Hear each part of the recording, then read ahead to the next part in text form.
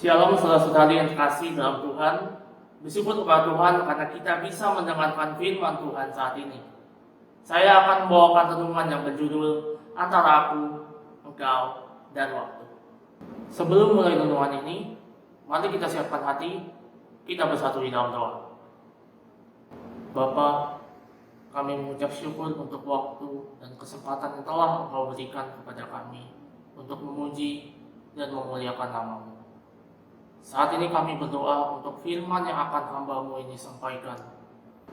Kuasai hati, pikiran, dan mulut hamba-Mu ini Bapa, sehingga firman yang disampaikan bukan hanya kami dengar, namun juga kami dapat renungkan dan kami terapkan di dalam kehidupan kami sehari-hari. Terima kasih Tuhan. Di dalam nama Tuhan Yesus Kristus, kami berdoa dan mengucap syukur. Amin. Saudara-saudari yang terkasih, berbicara mengenai waktu, ini adalah topik yang sangat luas. Bahkan kata waktu ini disebut di dalam Alkitab sebanyak 1315 kali. Selain itu, kita sudah tidak asing dengan perkataan waktu adalah uang yang banyak disampaikan oleh pengusaha maupun motivator di dunia ini, bukan? Namun, apabila kita melihat di dalam firman Tuhan, apakah perkataan waktu adalah uang tersebut benar demikian? Dan apakah hubungan waktu yang kita miliki ini dengan diri kita dan di dalam firman Tuhan? Sebelum kita mengetahuinya, mari kita membaca Alkitab di dalam Pengkhotbah pasal 3 ayat 11. Pengkhotbah pasal 3 ayat 11. Saya akan membacakannya. Dikatakan bahwa Ia, yaitu Tuhan, membuat segala sesuatu indah pada waktunya. Bahkan Ia memberikan kekekalan dalam hati mereka. Tetapi manusia tidak dapat menyelami pekerjaan yang dilakukan Allah dari awal sampai akhir. Di dalam Perjanjian Lama, kata waktu maknanya secara khusus dipakai untuk menunjuk kepada waktu-waktu yang ditentukan Allah, yakni kesempatan-kesempatan yang diberikan olehnya. Berbeda dengan pandangan dunia kuno yang menganggap bahwa waktu itu dikatakan berputar-putar. Waktu di dalam Alkitab kita bisa sebut linear. Walaupun begitu, kita tidak boleh memahaminya seakan-akan waktu dan sejarah terus berjalan dalam urutan peristiwa-peristiwa yang tidak bisa dihindari. Ingat, selain di dalam firman Tuhan kita memahami bahwa Allah memiliki kedaulatan akan waktu, manusia diberikan olehnya kehendak bebas. Selanjutnya di dalam Perjanjian Baru, kata waktu memiliki makna yang lebih dalam. Di dalam bahasa aslinya, kata waktu ini dibagi menjadi 3, yaitu kronos, kairos, dan aion. Untuk kronos, ini berbicara tentang waktu yang maknanya sama seperti kata waktu yang di dalam Perjanjian Lama. Kairos berbicara tentang kesempatan dan momentum yang memiliki makna bahwa Allah yang memberi kesempatan dan keputusan. Dan Ia juga memutuskan kapan salah satu itu akan mulai dan berakhir. Contoh ayat terkenal yang menggunakan kata kairos ini terdapat di dalam Efesus pasal 5 ayat 16. Yang mana melalui ayat ini kita belajar untuk menggunakan waktu yang ada, karena kita saat ini menghadapi hari yang jahat. Sedangkan aion berbicara tentang waktu kekekalan yang maknanya menunjuk kepada Allah yang sekali lagi berdaulat akan waktu. Contoh ayat yang menggunakan aion ada di Matius pasal 13 ayat 38, yang mana kata aion tersebut diterjemahkan sebagai akhir zaman.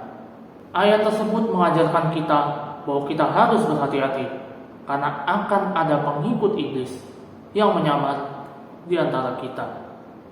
Melalui pengertian kata waktu tersebut di dalam Alkitab, kita bisa belajar bahwa waktu yang ada pada kita merupakan pemberian Allah yang diberikan kepada manusia untuk kemuliaan namanya.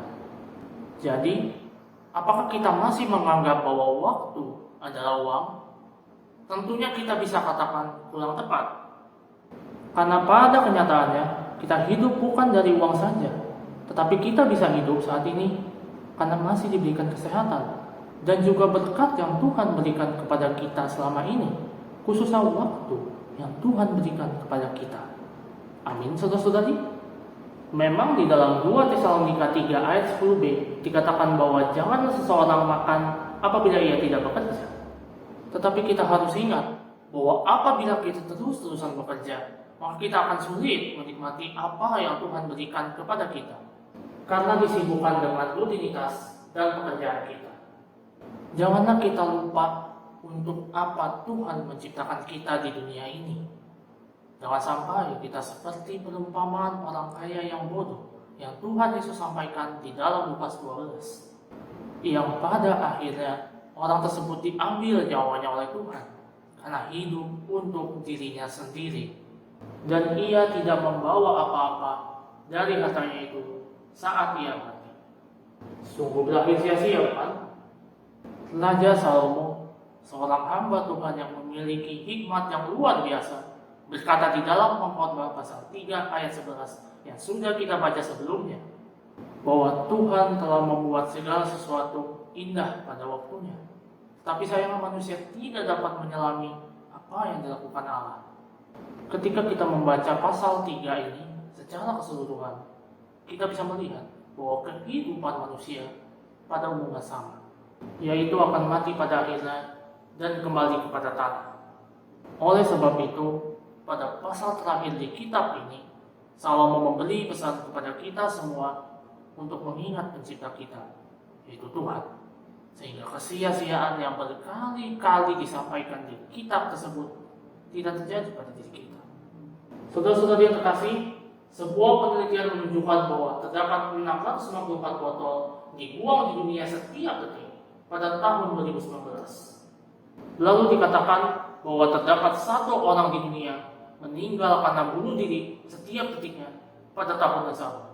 Bahkan 1 orang meninggal akibat COVID-19 setiap 8 detik pada tahun ini. Melalui ketiga hasil penelitian ini, saya bertanya kepada saudara-saudari, sudahkah kita menggunakan waktu ini untuk menyelamatkan lingkungan dan sesama? Memang Tuhan memberikan waktu ini kepada kita, tetapi waktu yang Tuhan berikan kepada kita bukan hanya dipakai untuk diri kita saja, tetapi juga untuk lingkungan dan orang-orang di sekitar kita. Inilah yang sering kali manusia, bahkan kita sebagai umatnya, lupakan.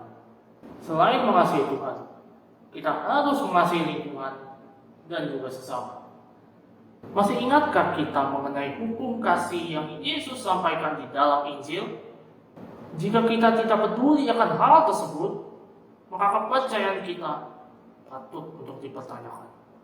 Waktu bukan hanya menjadi pergumulan bagi orang di dunia, tetapi juga bagi kita sebagai umatnya dan juga saya sendiri sebagai hamba Tuhan.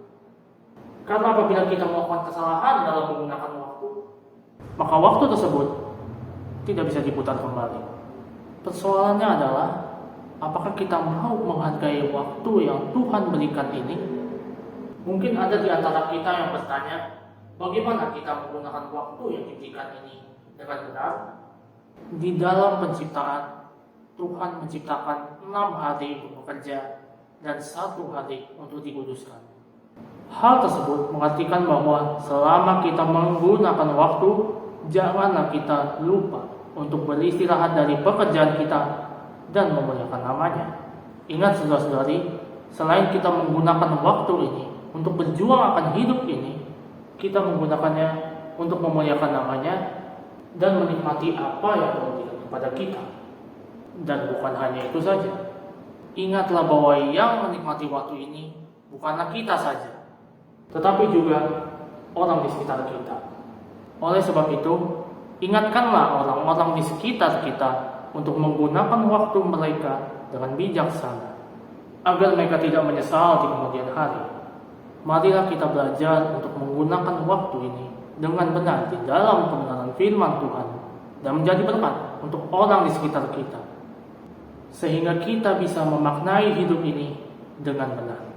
Soli Deo Gloria. Mari kita berdoa. Tuhan, Tidak henti-hentinya kami mengucap syukur atas penyertaan yang Engkau berikan kepada kami. Terima kasih untuk firman yang telah hamba-Mu ini sampaikan dari awal sampai akhir ini. Kiranya firman Tuhan ini bukan hanya kami dengar, tetapi untuk kami mengerti, dan juga kami terapkan di dalam kehidupan kami sehari-hari. Roh Kudus kiranya menolong kami untuk mengingatkan kami agar bijaksana dalam menggunakan waktu yang telah Engkau berikan kepada kami, sehingga kami dapat memahami anugerah waktu yang telah Engkau berikan kepada kami. Terima kasih Tuhan. Di dalam nama Tuhan Yesus Kristus, kami sudah berdoa. Amin.